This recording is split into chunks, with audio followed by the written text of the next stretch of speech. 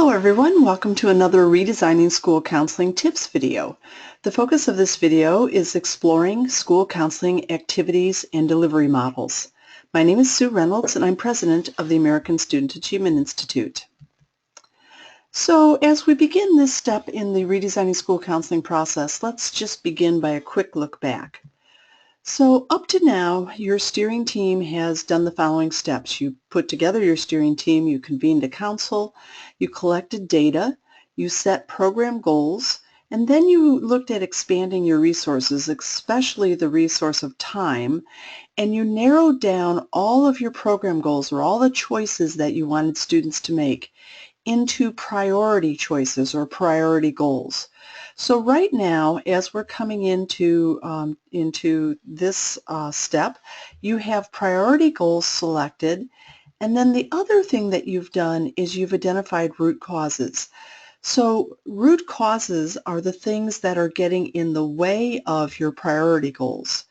And so if a priority goal is that you want students to submit a FAFSA, then your your root choices would be, your root causes would be all the things that are keeping kids from making that choice. The kids may not have knowledge, or they may not have the opportunity, or they may have a social personal issue that's interfering with their ability to make all kinds of choices.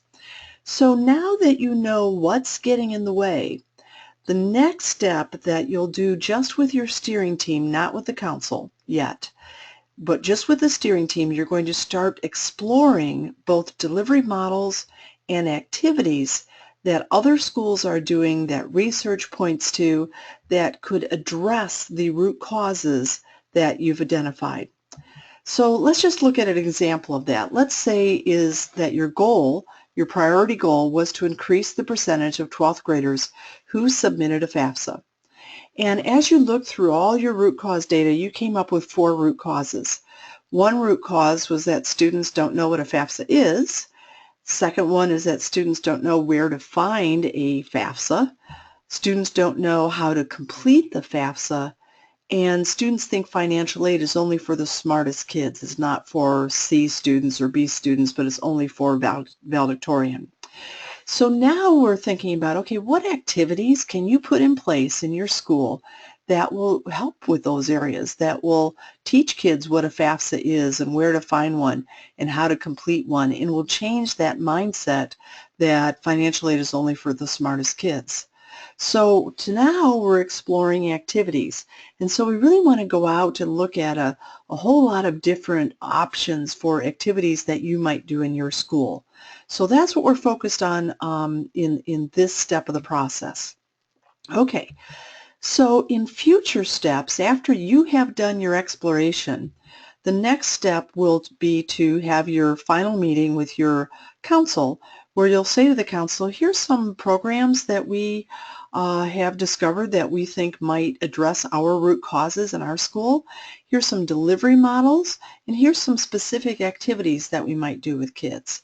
So we'll introduce all the things that you found when you were exploring, and then the council will have a discussion about what delivery models to put in place and what activities to put in place.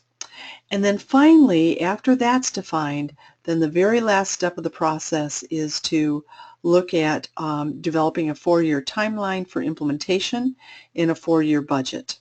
So that's the process kind of in a quick overview.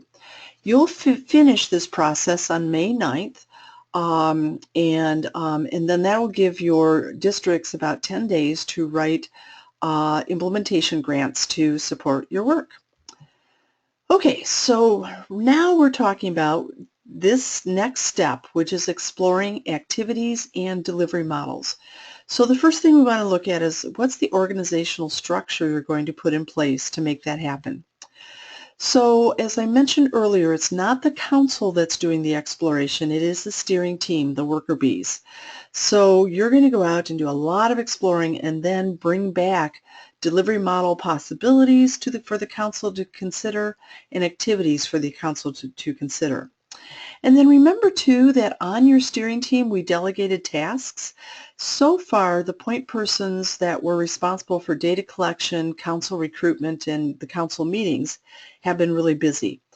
But now one of the other steering team members is going to engage, and that's the point person for program and activity research. So if you are that point person, you're watching this video to learn how to kind of organize and coordinate all of this research that's going to go on. If you're not the program and activity research point person, it's fine for you to watch this video, of course, but we want to make sure that whoever's going to be responsible for this step on your steering team does see this video so they know what to do. Okay, so I want to begin with just kind of an overview of activities. So in a lot of school counseling programs that we've worked with, including my own program when I was a school counselor, when I started out, our activities were just kind of a hodgepodge. We did activities because we had a hunch that they would work for students or that we had a hunch that students needed them. But it was just really, activities that were just kind of a hodgepodge of unrelated activities. So in RSC, when we put activities together, we want every single one of your activities to either address a root cause that you've identified in your school or a reason that kids aren't making good choices. So all of your activities will address the root causes, or if you're interested in Gold Star, another thing you'll search for is activities that will address the indicators in the Indiana School Counseling competencies for students. So we're exploring and searching, or we like to say we're shopping for strategies. We're shopping for strategies that could address our root causes and also the indicators in the Indiana School Counseling competencies for students. Okay, so in addition, these activities are going to point to the indicators of the root causes, but we also want to kind of coordinate these activities. So again, let's say that your goal is to increase the percentage of 12th graders who submit a FAFSA, same root causes, and now we're thinking, okay, what activities could we do? Well, we could do a parent flyer about types of financial aid. We could do a guidance lesson on the types of financial aid. We could do more guidance lessons on the type of financial aid. We could further expand that to be more specific now, sources of need-based financial aid, and then maybe a workshop on how to complete the FAFSA line by line, and then maybe even giving a reward to students who complete and submit the FAFSA on time. What I want to point out is that these activities are sequenced. We've started out by introducing the kids to a concept, both parents and kids to a concept, and then we reinforced it maybe over and over and over again. And then we built upon that concept, and then we helped kids develop the skills that they needed to go a step farther, and then we went to action, and in this case we provided a little incentive for completing that action on time. So our activities are sequenced in terms of their focus. We start out with introducing, reinforcing, building, skill development, and then to action. Then another thing that we do with those activities then is we sequence them. So maybe our parent flyer we sent out to parents of kindergartners and third graders. And then we did our first guidance lesson on the types of financial aid in fifth grade. And then we reinforced that in grades 6 through 10. And we expanded to really focus on need-based financial aid in 11th grade, did a workshop on FAFSA with 12th graders, and then did the token reward with 12th graders. So we've taken all of our activities and we've sequenced them by grade level. So if your school is part of our district RSC as well, you can absolutely sequence activities K-12. And if you're not, you're looking at sequencing activities in your school building. So, okay, so that's the sequencing. And then the other thing we think is really important that we'd like you to think about is who's going to provide those activities. It doesn't always have to be the school counselors. So maybe you've got a friend who's on the PTA and you could, explain to them what you're doing and ask that friend to on the PTA to write a flyer and distribute it. Or maybe you write the flyer and you give it to your friend to distribute at the PTA meeting. Maybe the counselors are doing the guidance lessons, but then the Kiwanis Club, your local Kiwanis Club, is going to put on a workshop on completing the FAFSA. And they've contacted the financial aid office in a nearby college to invite a speaker to come. They've secured a site and have invited the 12th graders and their parents to go to that workshop. And then in terms of the token, maybe Chicago Pizza is going to give away a coupon for kids that can verify that they've submitted the FAFSA on time. So yeah, so everybody's kind of getting together. So if kids are going home and talking to their parents, or they're at school, or they're at Chicago's Pizza, they're getting the same kind of messages. So, okay, we're going to talk more about adding additional providers in a minute. So, when you put your program on paper then, it would look something like this. You'd have submit the FAFSA. That is the root cause that you're looking at, and the goal that you're looking at. And then, introduce the intro parent flyer, kindergarten, reinforce the parent flyer. You're going to do that again in 3rd grade. And then all of your activities are just listed, across all of your grade levels. And then in the next line are the priority goals, is the next priority goal. And this time we're going to introduce, build, and go to action all in one grade level.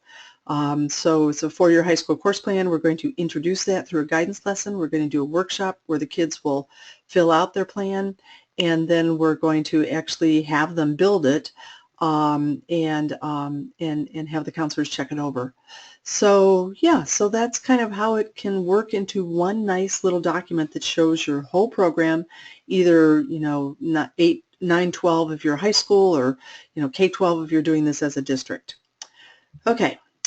So I do want to talk now about a new concept that we really want you to consider right now, especially if you're thinking about applying funding and you're looking for an idea that's really kind of comprehensive and maybe innovative. So I want to talk about developing a school counseling system rather than a school counseling program. So here's how that works. Here's the definition to begin with. A school counseling system is a collection of coordinated programs that are implemented throughout the school and the community using a variety of delivery models to help students make targeted choices, which are your goals, in areas that will impact academic achievement. So it's a system of coordinated programs. Those programs are going to happen in your school and your community, and using a variety of different delivery models. So right now, most schools have a traditional delivery model where it's the school counselors that are doing individual guidance and counseling, classroom guidance and counseling, group counseling. But in this model, there would be several different delivery models, including some that are non-traditional. So in a system, at the center of everything would be your root causes. And then it may be that the counselors are doing some activities to hit a root cause. Maybe you've set up a advisor-advisee program where teachers each are assigned 8 to 20 students, ideally 8 to 12 students, where the advisors are implementing guidance activities to help address some of your root causes. Or maybe you've worked with your academic teachers and you've said, okay, here are my root causes. Where could you integrate those into as real-world applications for an academic concept that you're already teaching? Community-based activities, going to the Kiwanis Club and saying, can you do a financial aid night? Or parent-initiated activities where you're actually writing a little guidance lesson plan for parents to do at home with their children. And there's probably other different delivery models as well. These are the 5 that we have a lot of experience with. So, and just to give you an example, this is in my school before we started our nonprofit, before we designed redesigning school counseling and Gold Star when I was at the State Department, we had a system. And basically what I did is I took all the root causes, I sent them out to all of our teachers, I sent them out to any community organization that I thought might in the slightest way be interested in kids or economic development. And I just asked them, where are you already addressing this issue? And so I kind of did, it's like curriculum mapping. I was finding out what was already going on. And then the second question is, what could you do, next year to help kids in our community address this root cause? And, I started getting back all different kinds of answers from teachers, from community organizations, in addition to, the ideas that I had that the counselors would do. So, and then we just kind of organized that all. It was really not too hard to do. It took some time. But the nice thing is that with a funding source for implementation, you have the time because you can use that money to purchase time to do this development. So that was pretty cool. So now what's so great about a system? What's so great about that model? In a system, students can receive the same messages wherever they turn. They're at school, they're with their coach after school, or in a club in the community. Their parents are involved in a Kiwanis Club meeting, and so they're involved in those activities. And at home, no matter where they turn, they're getting the same messages. So what might those messages be? Well, that's what you would coordinate. So some of the messages that we used in our model program was that education opens doors, that homework is key to academic success, homework completion on time, that all students should continue their education after 12th grade, not just the brightest students, but every single student in our building needed to have a plan to continue their education after 12th grade. And we wanted very early to help everybody understand that there's a variety of ways to pay for post-secondary education, that funding does not have to be a limiter. So as we started working with all the community organizations, all the churches and faith-based organizations, all the coaches, that touch kids, the band boosters, anybody that we could think of, we were saying, okay, help us share these messages with kids. Okay. In a system, many are sharing the responsibility for guiding the community's young people. I loved having the system because it was like all of a sudden I had a staff of 20.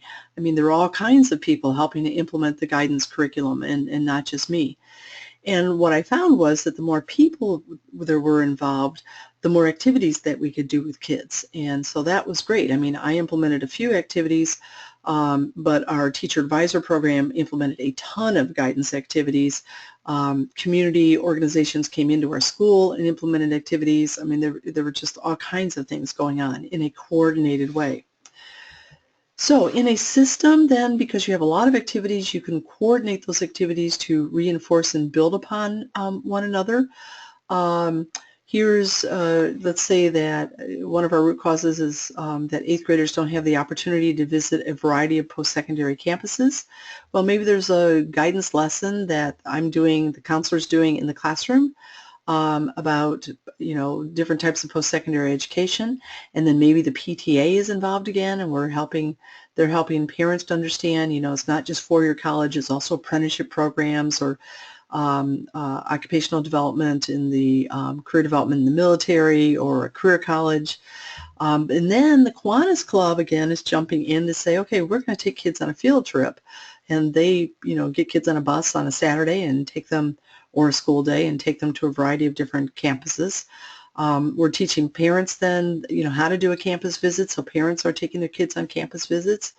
And then maybe the English teachers are going to jump on board too to ask kids to write a compare and contrast writing assignment that would compare and contrast two different types of post-secondary ed.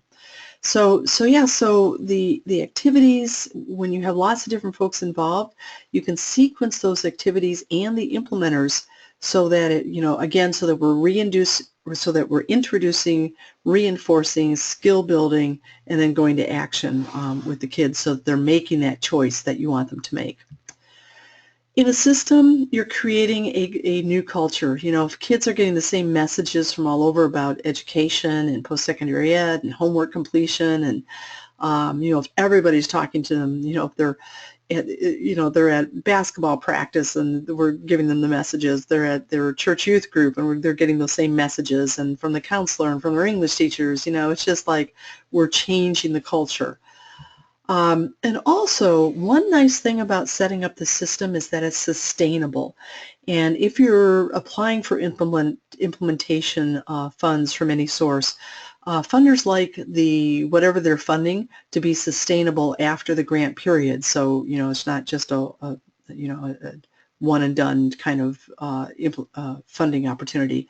So all of this is going to be sustainable because your organizational structure at the end of the implementation period, the organizational structure will be set, the materials will all be developed, the participants will all be trained, and so after the funding's gone, it's just smooth sailing. You can just keep going. Nothing in this type of systemic approach is funding dependent. So yeah, so it's you know, it's really nice for funders because the initiative will go on after the grant period.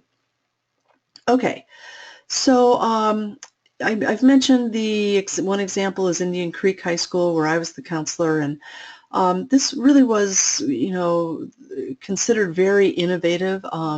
We were written about in the Harvard University Education Letter, in a book published by the School Principals Association called Breaking Ranks, you know, in a national magazine called Occupation Outlook Quarterly that the government published. So, you know, really it is quite innovative. And you know, it was during that time that I received the High School Counselor of the Year. And again, it wasn't because I was such a great counselor. It was just that we had everything organized, and there were so many different implementers. So, and just wanted to point out that, you know, people ask me if this is so innovative, why doesn't everybody do it? It's because it takes time to develop. But the nice thing is that you have funding now, those of you who will be applying for the Lilly implementation funds. We also, when we first developed this in my school, when I was there, we also had a Lilly grant, and we spent our funding on time to develop the program, on training for those who were implementing it, and then for technical support to get people to come in to help us when we needed expertise to help us set up the system. So, okay. And then here's kind of the steps. I'm not going to go through each of these, but if you're interested in how we did this at Indian Creek, and this will kind of give you some steps, you can pause the slide and kind of look through that. Now, we are going to provide, during the implementation years of the Lilly grant, we are going to provide technical assistance for schools that are interested in setting up the system. So this model we've called for years Guiding All Kids, and it's a systemic approach to school counseling. So we're setting up a school counseling system. So if you're interested in continuing with us for professional development after the planning phase for technical assistance, what will happen is in the first year of implementation, we'll ask you to select the delivery models that you want to use. So you might tell us teacher advisor program or community-based guidance or whatever. And then we'll help you establish the coordinated system. And just to point out, we do have a ton of experience with each of these different types of delivery models. We've done either statewide or national implementation of those different delivery models. And then, so, you know, we'll talk more with you about this. Right now we're planning on doing a convening of schools that might be interested in implementing a school counseling system during the implementation phase with Lilly. And looks like we're doing that in maybe the third week in March. We don't have that quite set up yet, but we'll send all of our RSC schools an announcement about it. Okay, so now let's summarize what we've talked about. And basically 2 slides here. When you're exploring, first of all, you need to be looking for activities that will address your root causes. So we have this root cause, what are we going to do about it? What are other schools who have, you know, the similar root cause, what have they done? And then we're searching for activities that would help you address each of the indicators in the Indiana the Indiana School Counseling Competencies for Students. So we're exploring activities.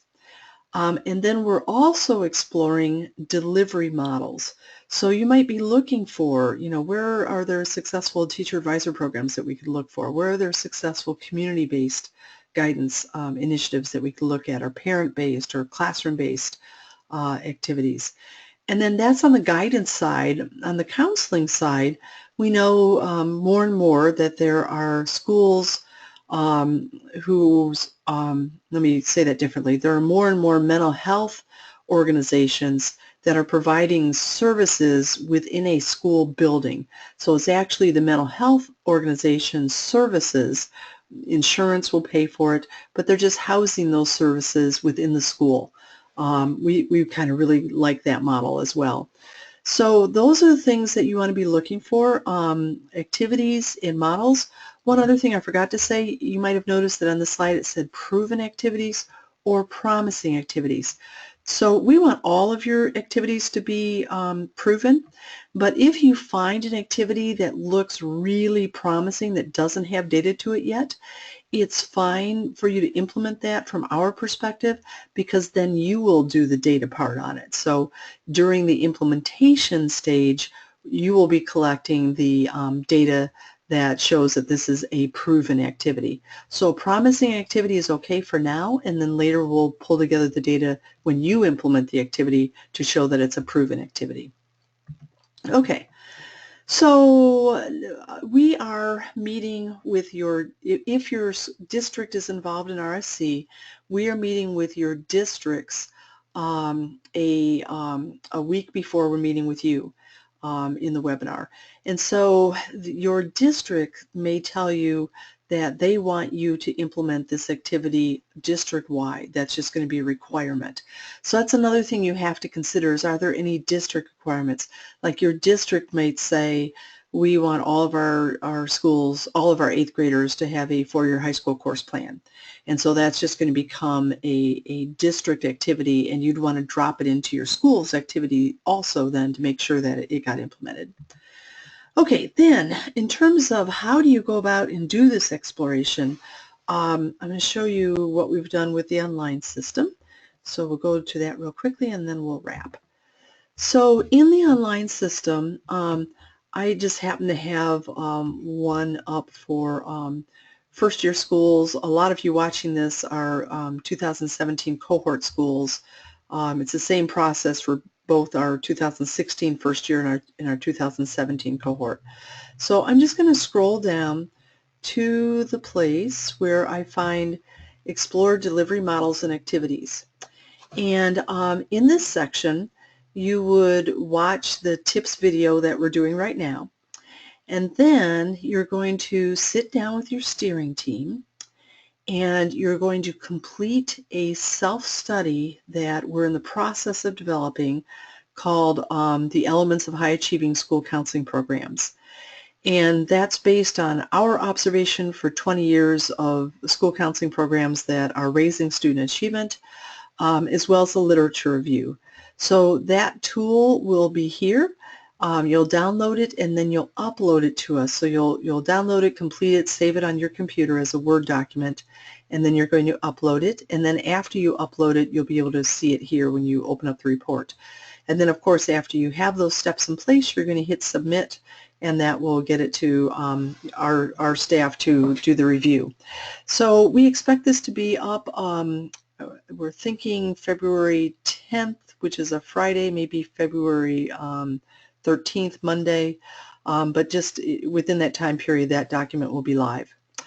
Okay, so then we know you will be looking for activities to address all the indicators in the School Counseling Competencies for Students. So if you want to see what those indicators are, just click that button and that will pop up. Then the next thing we'd like you to do is to enter your plan for exploration. So I'll show you what that looks like. I'm going to open that. So when you're sitting down with your steering team members, one of the questions you're going to discuss is, actually this is the formula that will guide your discussion. So the first question is, will your school be visiting any other sites? Yes. And then where are we going to visit? So you would add a site, and then you're just going to put in, who are you visiting, where is it, what state, who's going to be doing that visit, and what's the date of the visitation. So you may not know right off the bat. You may have to do a little bit of research first to know how to answer that question. So when you've done that research, you'll just come back and add that in. Or if you're not planning to do any site visits, just leave that no. So the next one's professional development events. Are you going anywhere? Yes. Add an event. So you'll just put in the event name. So a conference name, where it is, state, who's visiting, who's attending the conference, and then the date. So, okay. So that is that step. And then here are all of the resources that we're providing to help you figure out where to go and who to talk to. So there is a RSC School Counseling Site Visit Guide that will have suggestions for site visits in it. And so you're just going to say which steering team member is going to look at this guide. And then another resources is root cause advice from other schools, a lesson plan database that will give you lots of good activity ideas, a community-based guidance activity database that will give you good ideas, site visit summaries from other schools. So as schools start to do site visits, you'll write a summary, and you'll tell us if it's okay or not to include that summary in a database of site visit reports. And then you'll be able to go back in later and search reports from other schools to see, what other schools are finding. Lily provided a list of research and of resources for research, and you'll be able to open up that document and see if there's any ideas there. And then just doing a Google search might pull things up. So of the people on your steering team, if you are the exploration point person, you're delegating these tasks. And then maybe you're coming back later and saying, okay, where are we going to visit? And you'll type that in here. And what conferences are we going to, or professional development events, you'll type that in there. And then what other exploration activities do you plan to do? Things that aren't listed here, just jot those in. That's just kind of open-ended. Okay, so that's the plan. And again, we need to do that right away so that you have plenty of time to do this exploration. And so immediately after, as soon as you know what your root causes are, we think you should need to get started in this. So that is the plan, the program evaluation plan. The site visit guide we're still working on. We hope to have that up by February 17th is our target date on that one for you. Explore root cause advice from other schools. That actually is kind of cool. If I open that, here are the student choices that I put in as my priority goals. And so let's say have an up-to-date written for your high school course plan. After schools start implementing, we ask them, did you reach your goal or did you not reach your goal? And then we ask them to give you advice, give other schools advice. So if I click on this, here's advice for from schools that have an up-to-date written for your high school course plan. And here's advice from teams who met their goal. So we keep all of our information in a Google Doc. We incorporate this goal into our required freshman seminar class. So people that met their goal, they're giving you some tips. And then here's some tips from people that did not meet their goal about things that they wish they had done differently to meet their goal. So again, schools put that in and then give us permission to share it, and we just think it's a great school-to-school resource for you. So okay, I'm going to go back That is the advice from other schools. Here's the lesson plan database. So I'm going to go in here, and let's say that I know I want to do something with career interest inventories, but I've never done one. I don't know how to do it. So I'm just going to type in the words career interest. And I can also do a search. I can say I want to do a career interest, look and see what other schools are doing around career interest, just for 7th graders or just for 3rd graders. So you can kind of narrow down this search. Or you can say, I want to see if anybody's doing anything specifically for Hispanic students, on career interests, and pull that up. You can say, I want to do career interests in a classroom guidance setting or an individual guidance setting. You can say, I want to look for, leave this blank and say, I want to look at only this specific indicator that's in the Indiana competencies. And so you could just pull up that indicator and search for all the lesson plans that are targeting that one indicator if you're needing to address an indicator. Or you might say, this school I seem to see a lot of really cool programs, activities. Let's just see everything that school's doing. Put in a part of the school's name and all that school's activities will come up. Or you can say, I really like what Jane Doe is doing. Let's see what other activities Jane Doe has put in.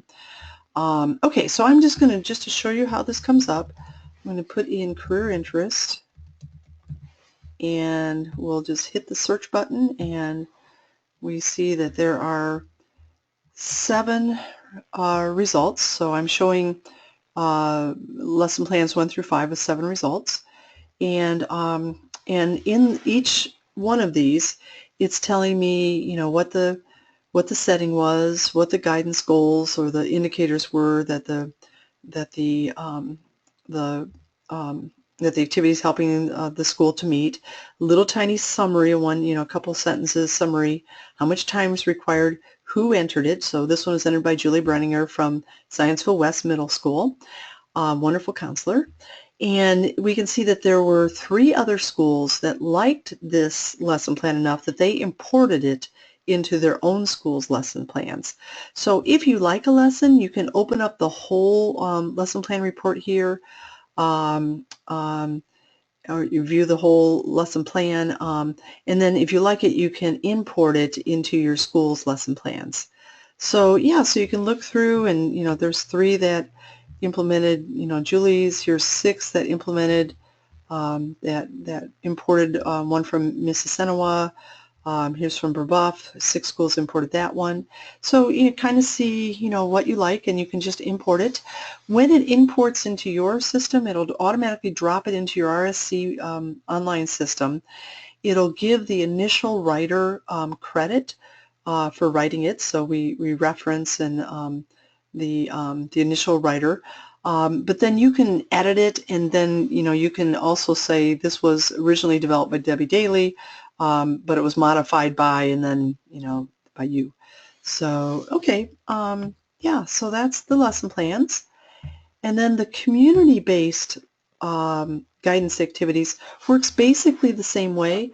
However, the one nice feature on this one is one of the ways you can search is you can say, you could go in and say, show me what all community organizations are doing to help kids complete the FAFSA.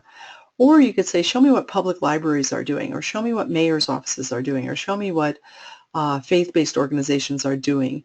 And you can kind of search that way, so that if you do have a partner that's going to help you implement, you can go in and see what others like them are doing across our state.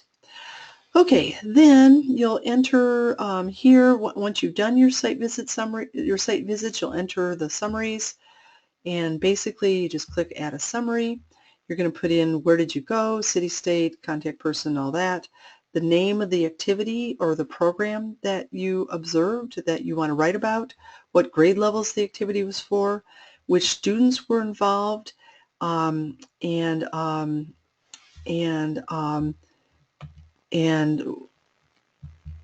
who facilitated the activity, and then briefly describe the activity. So you're talking about, you know, what's happening.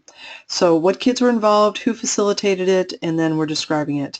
And then, did the school have evidence or data that showed that this program brought about changes in student choices? So yes or no, and then if you say yes, please describe what that data was that makes this a proven activity. And then your name, and then finally we ask you, can we include this in our database of site visit summaries? So we hope you say yes, because that will, you know, help lots of schools. Okay, so then just hit save and you're good to go there. And then, so then the very last step we are working on, and this is where you're going to, after doing all this exploration, you're going to enter possible delivery models and activities that you want to, in the next step, share with your council. So we're just going to kind of park them here, the delivery models and the activities that that you want to share with your council in your next meeting with the council. And then we'll start at that point when we get to the next step. So, and again, remember, a delivery model is something like a teacher advisor program or a community-based guidance program. It's a program through which lots of guidance activities are delivered. And then an activity would be the individual activities that we're doing with kids. So, okay, yeah, so that's that. Let's go back. I think we're just ready to finish up here. Yeah, so if you have questions, please make sure you call us. And you'll want to call in your RSC Strategic Planning Specialist, or you're just your RSC person on our staff. If you don't know who that person is, you can either just call the office and we'll transfer you to, we'll look it up and transfer you to the right person, or you could just send an email to our general email and then we'll forward that to the right person so that they get back with you. I think almost all of you probably know who it is, so you'll know who you're calling. So yeah, so that's it. And again, thank you so much for doing this work on behalf of your kids. You know, I think that it's important to remember that the result of all this is that kids are going to make different choices. And as a result of those different choices, their achievement will go up. And as a result of their achievement going up, they're going to have all kinds of opportunities in their future in terms of different types of post-secondary ed, you know, more income over their lifetime, more job security. I mean, you really are making a difference in the lives of kids when you do this work. And I know that you probably don't get a lot of thank yous and you're not getting extra pay for going the extra mile this way, but I know and our staff knows the work that you're doing, and we really appreciate it, and we think it makes a difference. So thanks everybody, and we'll see you in the next webinar.